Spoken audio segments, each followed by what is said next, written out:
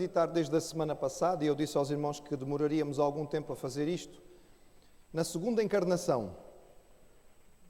E alguns irmãos vão dizer assim, não, pastor, desculpa, o boletim diz aqui que nós estamos a falar sobre dons do Espírito Santo. O pastor enganou-se no tema da mensagem. Não, irmãos, não me enganei. Estamos a falar sobre dons do Espírito Santo, estamos a falar sobre a segunda encarnação. Vamos recordar? O que estamos a falar sobre a segunda encarnação significa a seguinte compreensão, irmãos. Nós temos no início do Evangelho a encarnação do Senhor Jesus. Mistério, doutrina maravilhosa, que ultrapassa a nossa compreensão, mas nos fala sobre algo único no cristianismo. Deus, o Deus Criador dos céus e da terra, o único Deus verdadeiro, Espírito,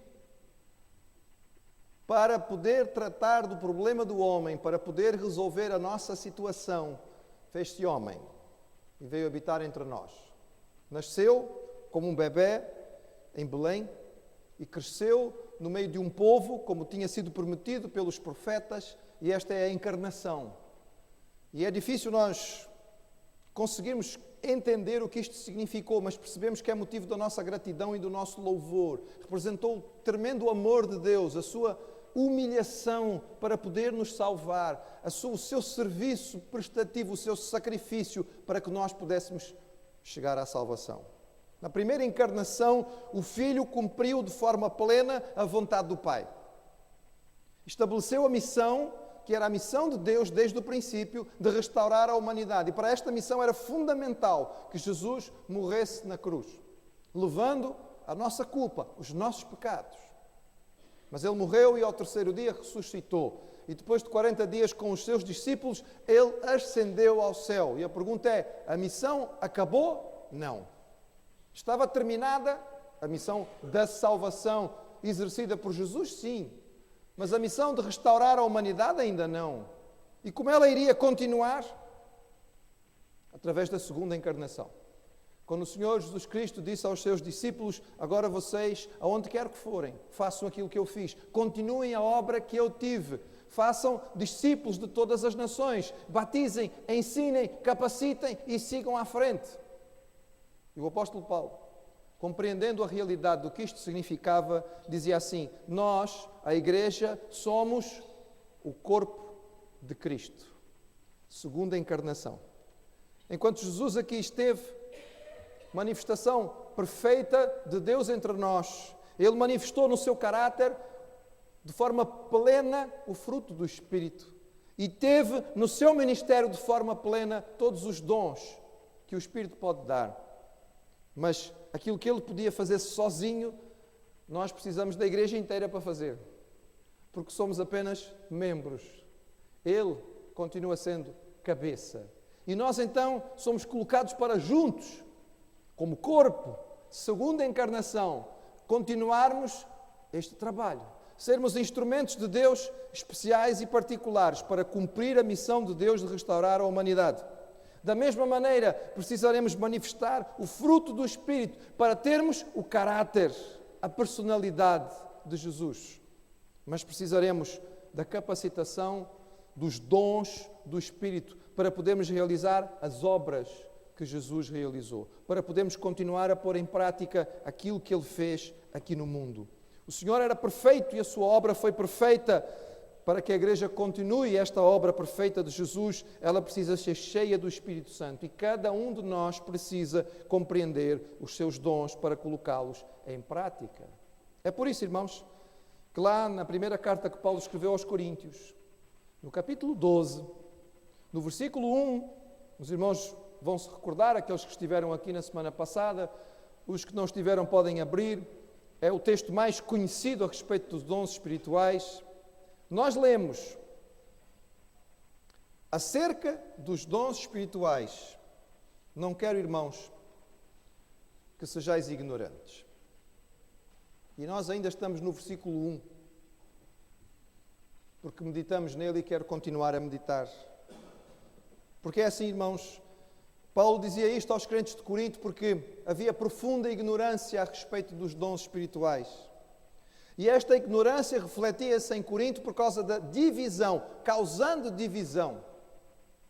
Os crentes de Corinto, uma parte dos crentes de Corinto, Tinham dons que eles consideravam ser mais espirituais. Eles achavam que ser espiritual era manifestar aquele dom. E porque eles tinham aquele dom, eles se achavam melhores do que os outros. E tinha havido uma divisão na igreja por causa disto. E Paulo dizia acerca dos dons espirituais: eu não quero que vocês sejam ignorantes. Não sejam ignorantes, porque há alguém que não é nada ignorante a respeito dos dons espirituais e que, sabendo da sua importância, vai fazer todo o possível para impedir que eles façam a sua função. Estou a falar de quem? Do inimigo dos dons. O inimigo dos dons. O inimigo de Deus, o inimigo da igreja, o inimigo dos dons tentou travar o trabalho do Senhor Jesus. Ele não descansou. Ele tentou Jesus de muitas e variadas maneiras. Ele não conseguiu que o Senhor pecasse e nem conseguiu que Jesus se desviasse do seu caminho. Quando Jesus, na Quinta-feira Santa, com toda a ousadia, pôde dizer: o inimigo vem aí e ele não tem nada em mim, porque ele realmente não tinha. Jesus, desafiou os seus adversários a encontrar uma falha na sua vida, no seu caráter, nas suas palavras, nas suas ações, mas não conseguiu. Porque Jesus viveu uma vida perfeita, cumpriu a sua parte da missão de forma perfeita, na sua vida, na sua morte e na sua ressurreição. Mas, irmãos, o inimigo que assim tanto trabalhou contra Jesus não está a dormir. E nem tirou férias. Muitos de nós tiramos este ano, não é? O inimigo não tira férias, irmãos. Ele trabalha 13 meses por ano, 25 horas por dia. Não descansa nunca. E ele continua ativo com o propósito de travar o cumprimento da missão de Deus de restaurar a humanidade. E qual é o principal instrumento que Deus tem hoje para cumprir a sua missão? A igreja. O corpo de Cristo. Ele nada pode fazer em relação à cabeça. A cabeça é Jesus. Nada pode fazer. Está fora do seu alcance. Mas se ele puder fazer com que o corpo não obedeça à cabeça, nada acontecerá. E ele dedica-se a este trabalho. Ele pode fazê-lo por muitos meios. Ele usa por vezes a perseguição. Mas ele já percebeu, irmãos, que a perseguição não somente não destrói a igreja, mas muitas vezes a torna mais pura e mais forte. E ao longo da história, a verdade é que a igreja perseguida normalmente é uma igreja mais genuína. E é uma igreja que cresce porque a igreja é sobrenatural. Ele banaliza então a fé. Ele faz com que a igreja perca a sua acutilância no mundo. Mas, irmãos, uma das suas estratégias favoritas é adormecer a igreja no tocante aos dons espirituais. Eu diria aos irmãos que a prova maior disto, ou uma das provas que nós podemos ter disto, está diante de nós nesta hora. Digo isto com respeito, mas digo isto com alguma tristeza. Há já 2 domingos que eu venho anunciando aos irmãos no culto pela manhã e dizendo: nós estamos a tratar de um assunto fulcral da vida da igreja, os dons espirituais. Irmãos, venham, participem connosco. E pela manhã nós já não tínhamos quase lugar para as pessoas se sentarem neste salão. E eu dou graças a Deus por cada irmão que veio. Ainda bem que o irmão veio, mas muitos não vieram. Porque o inimigo dos dons, ele sabe que se um crente entender o seu dom e o colocar em prática, e se cada um fizer isso, a igreja do Senhor torna-se uma força tremenda. E o ministério de Jesus é reativado na terra. Então ele faz tudo para impedir.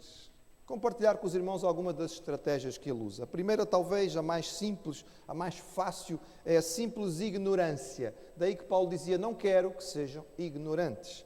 Há milhares de crentes, talvez eu devesse dizer milhões, que não conhecem a realidade dos dons espirituais. Se ouviram falar disto, fazem de conta que não sabem o que é.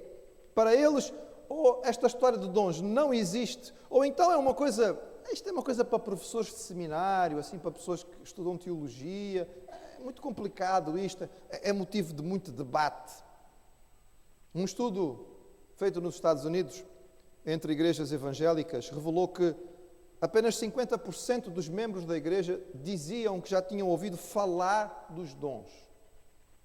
Menos de 25% dos crentes inquiridos estavam cientes de ter algum dom. Menos de 25%. Mas destes que foram inquiridos, uma parte significativa disse que tinha um dom que não tem nada a ver com os dons descritos na Bíblia. Então algumas irmãs, por exemplo, responderam que tinham dom de fazer bolos, e outro disse que tinham dom de consertar carros. Bem, o apóstolo Paulo não conhecia esses dons, irmãos. Podem ser talentos. E eu aprecio muitas irmãs que têm talentos de fazer bolos, mas não é um dom espiritual. Não é dado pelo Espírito Santo. Há muita gente que não é crente e sabe fazer bolos muito bem. Irmãos, pode parecer engraçado, mas é trágico. Apenas 25% daqueles que diziam que sabiam que tinham dons, realmente podiam identificar dons na sua vida que eram bíblicos. Se os irmãos fizerem a conta, isso dá aproximadamente 10% ou menos de 10% daqueles que estão na igreja. Alguns, inclusive, quando arguídos sobre o assunto, ficaram irritados. E responderam algo do tipo: mas isso é problema do pastor, não tem nada a ver comigo. Vá conversar com o pastor, isso não é um problema meu. Outros simplesmente disseram que isto, na verdade, não tinha importância, era uma coisa, era um modismo da igreja. De vez em quando falam sobre isto. Mas, irmãos, isto é uma tragédia. Não tem outro nome. É uma tragédia. Se nós somos corpo, e cada membro é parte do corpo, e cada um recebeu dons para viver a vida do corpo, que é a vida de Cristo na terra, esta ignorância faz de nós um corpo em falência. Falência dos membros, falência do corpo. Não atividade daquilo que é o corpo de Cristo na terra. O desconhecimento dos seus dons e a não prática dos mesmos produz um Cristo paralítico, que infelizmente é aquilo que vemos muitas vezes na Igreja do Senhor Jesus. Não é nenhum exagero, irmãos. O Dr. Tozer, um dos grandes pregadores do século passado, escreveu um livro que ele chamava A Tragédia da Igreja. E o título do livro era A Tragédia da Igreja, a ausência de dons. Aqueles que foram salvos e dotados pelo Espírito Santo e que enterram por ignorância ou negligência os seus dons, vão ter que dar contas ao Senhor disto. E a palavra é clara sobre este assunto. Mas o inimigo não trabalha só na ignorância, irmãos. Ele trabalha de outras maneiras para fazer com que realmente os dons não sejam uma verdade na vida da igreja. E ele utiliza a divisão. Foi a estratégia que ele usou ali na igreja de Corinto. Ele sabe o que isto representa. Então o que é que ele faz? Ele sabe que o coração do homem é propenso à vaidade. O inimigo utiliza o orgulho, que é um dos seus pecados favoritos, para tomar conta da mente e do coração. Irmãos, o orgulho é daqueles pecados terríveis, porque não é daqueles que faz parte das nossas listas. Eu não me lembro em circunstância nenhuma de alguém ter sido levado à disciplina da igreja porque era muito orgulhoso. Já vi situações em que houve disciplina porque um crente adulterou, porque um crente foi apanhado a roubar, porque um crente abandonou a igreja, mas nunca me lembro de uma assembleia de igreja que nós temos que discutir a situação do irmão tal, ele é muito vaidoso. Não me lembro, irmãos, isto nunca acontece, não é? O orgulho para nós é uma coisa insignificante e o diabo aproveita isto. E o que é que ele fez na igreja de Corinto? Ele pegou uma coisa que devia ser bênção, alterou a mente daquele que tinha recebido e fez com que o indivíduo se sentisse orgulhoso. Porquê? Porque ele tinha recebido um dom. Eu tenho este dom, então quem não tem é inferior. Não merece respirar o mesmo ar que eu. Então era aquele irmão que tinha recebido o dom de entendimento e Deus tinha lhe dado a capacidade de perceber as coisas espirituais e ele entendia a palavra em profundidade, então ele desprezava os outros. Estes irmãos não sabem hebraico, não conhecem as palavras no seu original, o seu significado verdadeiro. Coitado, são os crentes de segunda categoria. Ou então era aquele crente que passava o tempo ajudando aqueles que precisavam de apoio e que dom maravilhoso. Ele tinha prazer de ir aos hospitais, de visitar os irmãos que estavam doentes. Mas então ele começou a olhar para toda a gente que não fazia isso e dizia: estes crentes não sabem, não são crentes de verdade. Nunca os vi visitando um doente. Isto não é um crente genuíno. Os crentes na igreja de Corinto tinham um dom que eles achavam que era superior, era o dom de línguas. Falavam línguas do céu. Nós é que somos espirituais de verdade. Falamos a língua dos anjos. Vocês, coitadinhos, ainda não chegaram ao nosso nível. Um dia, quando chegarem, nós podemos conversar um bocadinho com vocês. Irmãos, através disto, ele fazia com que houvesse divisão na igreja. E algo tão valioso e tão precioso tornava-se motivo de discussão e de quebra. Esta divisão ameaçava destruir a igreja e tornava o uso destes dons, em vez de bênção, algo maligno. Outra forma de provocar divisão, irmãos, é quando o inimigo trabalha para que o uso do dom seja algo que enche tanto o coração da pessoa que ela não se submete à autoridade espiritual. Esse crente desafia os líderes, os pastores, seja quem for, passa por cima de toda a gente, porque o seu dom, segundo ele entende, lhe dá direito de fazer isto. Um exemplo bíblico está lá na carta que João escreveu, falando sobre Diótrefes. Diz que este indivíduo era um indivíduo que tinha se tornado tão cheio de si por causa das suas capacidades que ele então achava que só ele valia. Ele é que avaliava as pessoas na igreja e não deixava mais ninguém falar se não fosse de acordo com a vontade dele. Não se submetia à autoridade de ninguém, nem de João, que era um apóstolo original de Jesus, um dos 12. A regra bíblica, irmãos, é muito simples. Todo o dom genuíno do Espírito Santo é submisso à autoridade do Espírito Santo e à autoridade que o Espírito Santo estabelece. Não é possível receber um dom que é do Espírito e não estar submisso àquilo que o Espírito determinou como autoridade. Isto só provoca divisão. O inimigo, em toda a sua astúcia, continua a fazer o mesmo hoje. Ele pega algo que é maravilhoso, como um dom do evangelismo, da compaixão, do ensino, e torna crentes arrogantes. E faz com que eles desprezem aqueles que não têm a mesma capacidade. Mas, irmãos, nós somos membros uns dos outros, nós temos que nos completar, nós temos que compreender aquilo que o outro dom, aquilo que o outro irmão, com a sua capacitação, acrescenta à minha vida espiritual e juntos acrescentamos à vida da igreja. São tudo dons, e este era o foco do apóstolo Paulo, daí que ele começa esse texto no original usando uma palavra que era a palavra usada pelos crentes em Corinto, e a seguir ele a substitui pela palavra dom. Tudo o que vocês receberam, Deus deu. Não há nenhum motivo de arrogância. Mas uma terceira maneira, irmãos, pelo qual o inimigo utiliza para prejudicar a utilização dos dons na igreja são exageros. Má utilização dos dons. Ele instiga o orgulho através do exagero da prática de um dom, e o resultado é que os outros crentes passam a evitar qualquer ligação àquele dom por causa daquele tipo de espiritualidade. Esta manhã falava aos irmãos sobre o jejum. É um exemplo. Uma prática bíblica simples, mas importante para o nosso crescimento espiritual. Mas o inimigo pega esta prática, que é uma coisa tão boa, e ele consegue distorcê-la. E é comum ter acontecido, e nós temos visto pessoas que, pelo fato de jejuarem, tornarem-se orgulhosos. E aí acham que toda a gente que não jejua não vale nada espiritualmente. Então, por causa disto e por causa da atitude de algumas pessoas que erraram e exageraram na sua posição, outros dizem assim, não, este jejum é uma coisa que provoca divisão, é melhor não nos metermos nisto. Irmãos, artimanha do inimigo. Alguém pode ver um crente que tem o hábito de se ajoelhar para orar. Mas às tantas ele acha que porque ele ora ajoelhado, a oração dele vale mais.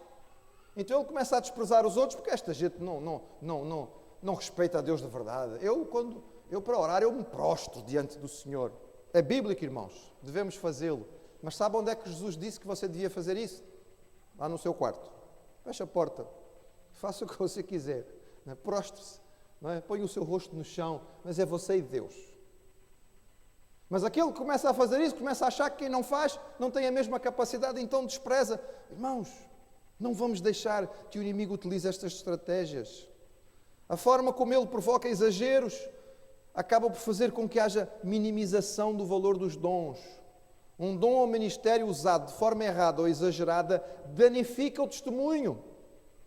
A queda de um irmão que ministrava de uma certa maneira pode levar as pessoas a interpretar que sempre que alguém ministrar assim, isto é perigoso. E desta forma o inimigo vai limitando, vai nos apertando e nos colocando dentro de uma caixinha e vai tolhendo a ação do corpo de Cristo. E o inimigo ganha mais uma batalha, ele ganha mais um round.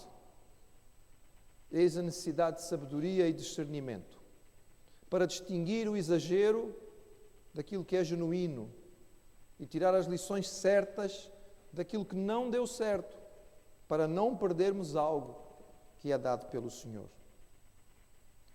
Mas há ainda, irmãos, uma outra estratégia que o inimigo utiliza que é terrível, que é imitação ou falsificação dos dons. Vamos lembrar, irmãos, que o diabo é imitador por natureza. Ele não cria nada, ele simplesmente copia, ele imita ou desvirtua. Ele tem esta grande capacidade de falsificar. Agora, repara uma coisa. Normalmente só se falsifica aquilo que é valioso, certo? Coisa que não tem valor, ninguém vai gastar tempo a falsificar. Falsifica-se o que tem valor, não é? O irmão, provavelmente, se for a uma feira popular, vai encontrar aí Rolexes a vender a 10 euros. Porquê é que falsificam Rolexes? Porque é uma coisa muito valiosa, é um relógio que vale, sei lá, centenas, não faço a mínima ideia, talvez milhares de euros, mas está ali, não é? Está brilhante e tem escrito Rolex, eu vou comprar para poder usar, que é para toda a gente ver que eu tenho uma coisa bonita. Falsificação. Falsifica-se aquilo que é valioso. Mas não se falsifica as coisas baratas, não compensa o trabalho, mas os dons, irmãos, são preciosíssimos. Logo o inimigo vai gastar tempo a falsificar o que puder. E o objetivo é sempre o mesmo: confundir, prejudicar, inibir o exercício de um dom que podia ser bênção na vida da igreja.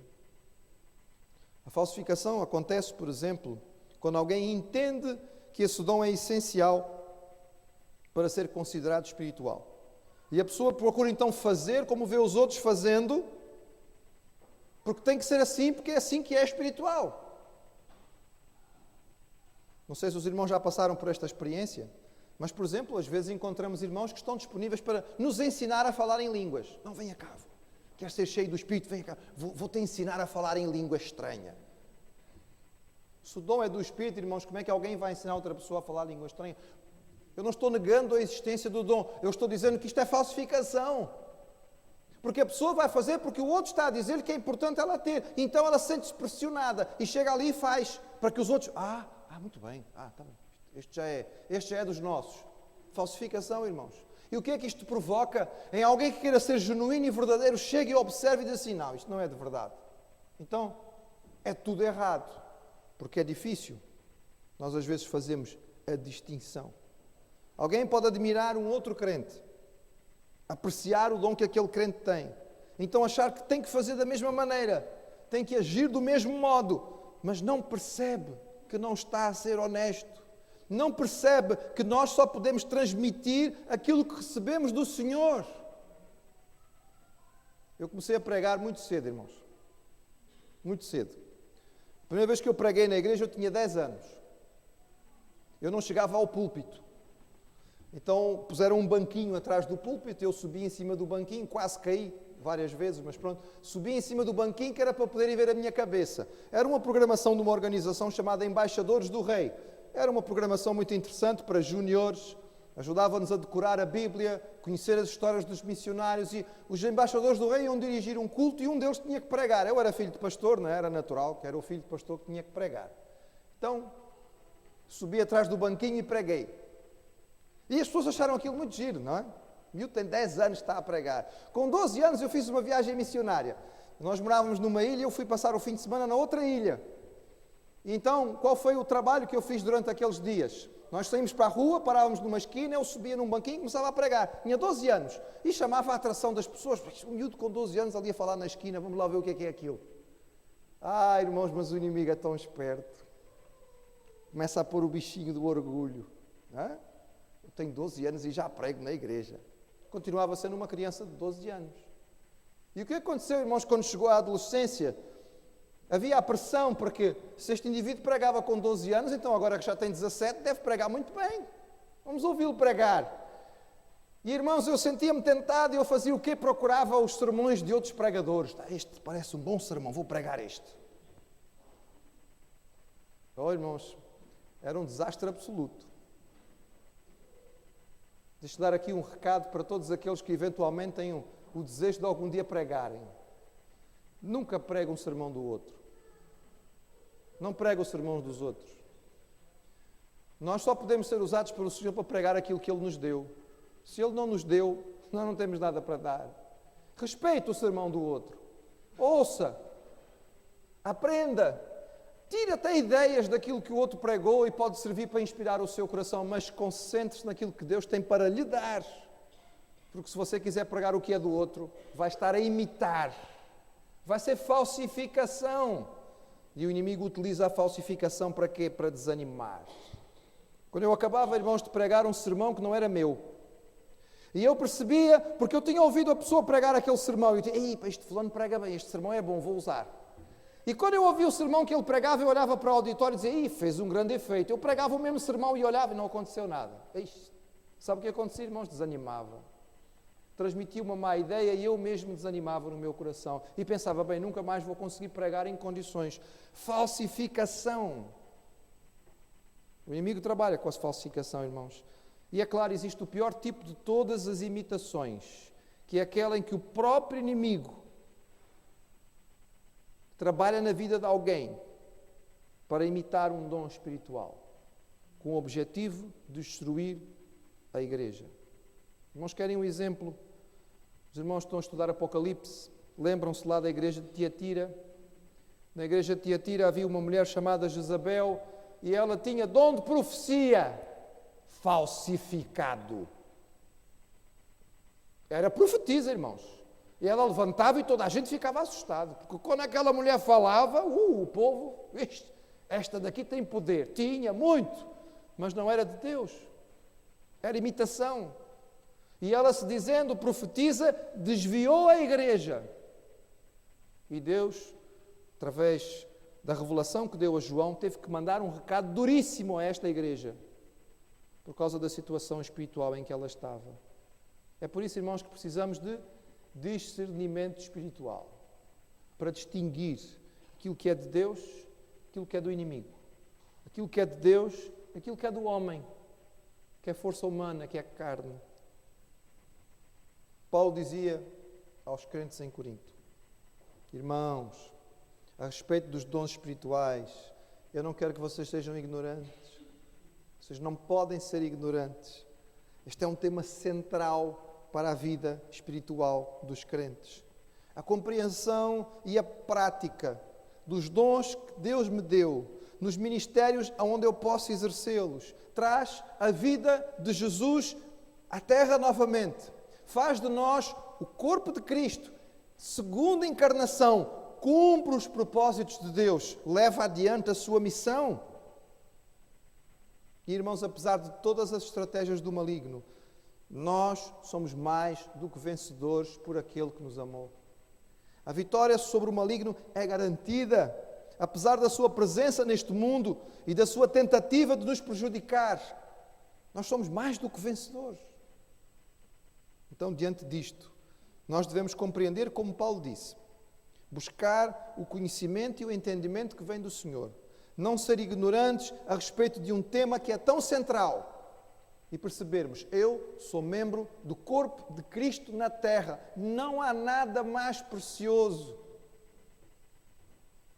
Uma vez foram falar com um pastor nos Estados Unidos, pastor de uma grande igreja, um homem com uma influência significativa por causa do tamanho da igreja. E como no sonho americano parece que o objetivo sempre é ter sucesso, sucesso, sucesso até chegar ao auge, não é? Estar na Câmara de Representantes ou no Senado americano, quem sabe ser vice-presidente ou até candidato à presidência da República. E disseram a ele, você nunca pensou numa carreira política, em ser talvez um deputado ou um senador? E ele disse assim, sinceramente, eu acho que as pessoas devem procurar estar em posições cada vez mais altas. Portanto, eu não estou interessado em baixar de posição. Sou pastor, não quero baixar de posição. Já estou na posição mais alta que existe. Para que é que eu ia querer me diminuir, transformar-me num simples deputado ou senador? Visão correta, irmãos. Visão correta. Sabe o que é que o irmão é? Sabe o que é que a irmã é? A irmã, o irmão são membros do corpo de Jesus aqui na terra. Ele continua a fazer o seu trabalho aqui através de nós. Ele é a cabeça, Ele nos mostra como, mas Ele nos capacita através do seu Espírito a produzir o fruto e a ter os dons para mostrar o caráter e fazer as obras que Cristo fazia. Foi isso que Ele disse aos seus discípulos: vocês vão fazer as obras que eu faço e ainda maiores, disse o Senhor. Irmãos, a respeito dos dons espirituais, não quero que sejais ignorantes. É por isso que nós vamos continuar a meditar sobre isto. E eu convido os irmãos a continuarem connosco, se Deus nos der vida e saúde, nos próximos domingos, para percebermos bem o que isto significa. Qual é a minha parte no corpo do Senhor? Eu quero ser um membro que se entenda onde é que deve atuar e ser ativo para ser instrumento nas mãos de Deus. O inimigo vai trabalhar? Vai. Mas nós temos a nossa vitória no Senhor, que é o nosso castelo forte.